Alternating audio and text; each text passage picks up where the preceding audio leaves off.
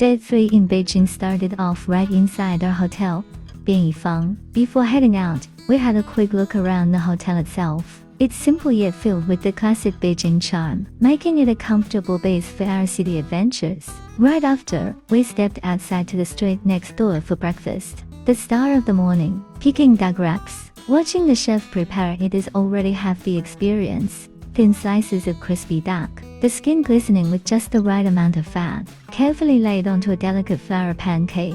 Then comes the touch of cucumber sticks, scallions, and that sweet bean sauce, all wrapped neatly into a roll of pure perfection. The first bite, smoky, savory, and just melts together with the crunch of the cucumber. Alongside, we tried some bean curd, silky and smooth, with a gentle sweetness that balanced out the richness of the duck. A hearty Beijing-style breakfast to kickstart the day. From there, it was time to dive into history. We took a short walk to the metro and hopped onto Line 1, riding towards Tiananmen West Station. Instead of going through the busy Tiananmen Square checkpoints, we decided to take the West Gate detour route. That meant walking from Exit B towards Donghuamen Gate, following along the mud until we finally reached the Meridian Gate entrance. A bit of a longer stroll, yes, but far less hassle, and honestly, the quiet walk by the water was refreshing. Inside the Forbidden City, Gugong, we originally planned a long exploration, but Beijing's sun was blazing that day, so we decided to keep it simple and follow the main Central Axis route. We started from Taihemen, the Gate of Supreme Harmony,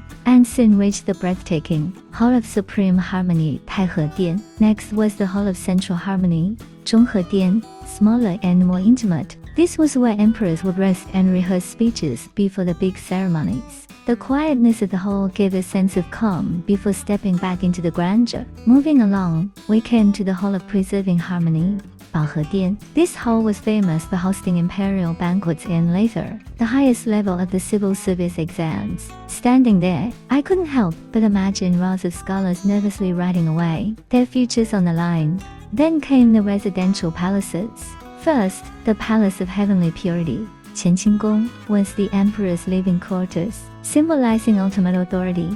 Its plaque was inscribed with justice and brightness, reflecting the emperor's supposed duty to rule fairly. Right behind it was the Hall of Union, Jiaotaidian, where the empress would receive birthday greetings and imperial seals were stored. Then we entered the Palace of Earthly Tranquility, Kunninggong, originally the residence of the empress and later used for wedding ceremonies. It was humbling to think of how much joy and solemnity these walls once witnessed. Finally, the path opened up to the Imperial Garden, Yuhuayuan, shaded by ancient pines and cypresses, with delicate rockeries and colorful pavilions scattered around. It felt like a secret sanctuary after all the grand marble halls. Couples strolled hand in hand, kids ran across the stone paths. And for us, it was simply the perfect spot to rest in a shade and admire how even in a palace of power, there was space for peace and beauty. After a final slow walk, we exited on the north side, completing our Forbidden City journey.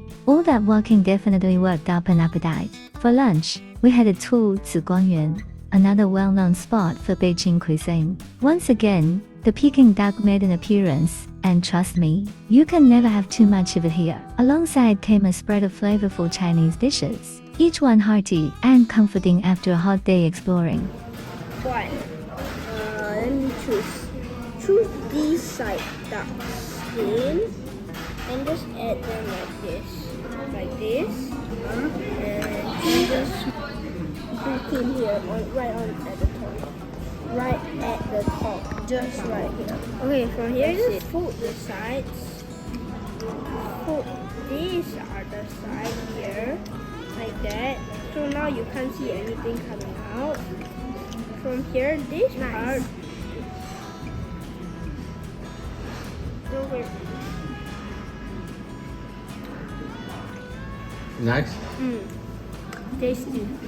To wind down the evening, we kept it simple. Just next to our hotel is GEONE Shudian, a charming bookstore. The shelves were lined with everything from Chinese literature to modern art books. The store had a cozy, almost minimalist design, with warm lighting that made every corner feel inviting. We wandered slowly through the aisles, picking up books, flipping through covers, and enjoying the soft background music.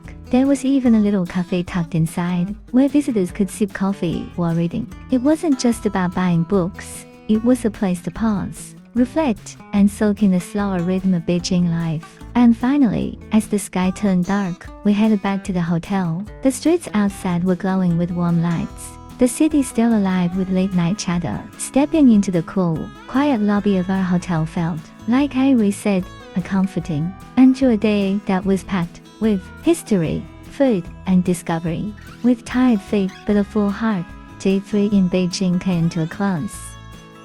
Day 4 began with us saying goodbye to Peking Hotel in Beijing. Before checking out, we took one last stroll through the lobby and glanced at the hotel surroundings. Simple, warm, and already filled with a sense of nostalgia after 3 nights here. From there, we booked a Grab and headed straight to Beijing South Railway Station. The station itself is huge, modern, and buzzing with travelers. After boarding the high-speed train to Tianjin, it was time to sit back and relax. As the train pulled out, the Beijing skyline gradually disappeared behind us. At the window, we passed rows of tall apartment blocks, construction sites, and highways threading across the city. Soon, the urban sprawl gave way to wide, open plains. Golden fields stretched across the horizon, broken only by clusters of farmhouses and an occasional factory chimney puffing smoke. Every so often, another bullet train would zoom past in the opposite direction, just a blur of silver streaking across the tracks. The ride was incredibly smooth, and before we knew it, the cityscape of Tianjin began to rise in the distance. In just about 30 minutes, we rolled into Tianjin West Station, fast, comfortable, and surprisingly scenic.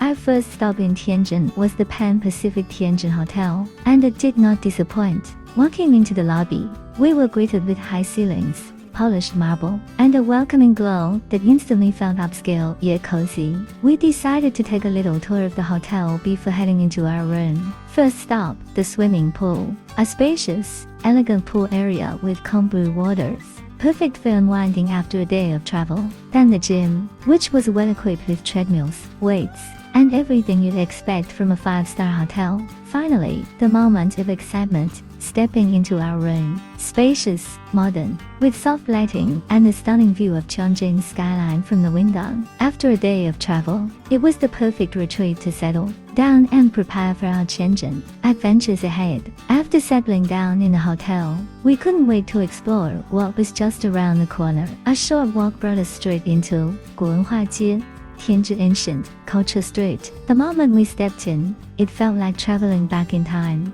The street was lined with traditional-style buildings, their rooftops curved and decorated with colorful tiles and carvings. Red lanterns hung above the walkway, swaying gently in the breeze, adding a festive yet timeless charm. Shops here sold everything from painted clay figurines, paper cuttings, and calligraphy scrolls, to quirky little snacks unique to Tianjin. The smell of fried dough twists and sesame cakes drifted through the air, pulling us from stall to stall. Street performers played traditional instruments, while vendors called out cheerfully to curious passers-by. It wasn't just shopping, it was a cultural immersion. Wandering through, we could feel both the history of old Tianjin and the lively spirit of the locals who still keep these traditions alive. As night fell, we decided to head to another famous spot in Tianjin, the Italian-style street, Yifengqu. We booked a Grab, and the ride itself was a nice transition, passing through Tianjin's glittering skyline, towering buildings, lit up against the night sky while quiet.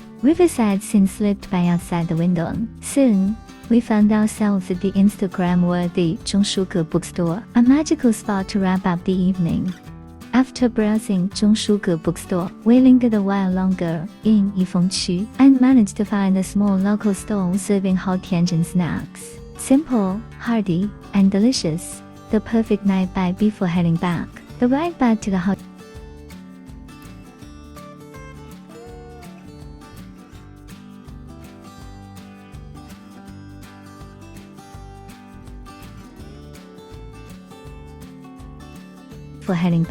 The ride back to the hotel gave us one more chance to admire Tianjin's night scenery, with bridges and skyscrapers glowing in vibrant colors along the High River. Back at the Pan Pacific Tianjin, we ended the day in a very modern way, placing a food order via the Meituan app, and watching the hotel service robot roll up to deliver it right to our room. A futuristic yet cozy way to Class Island Adventure Pack Day in Tianjin.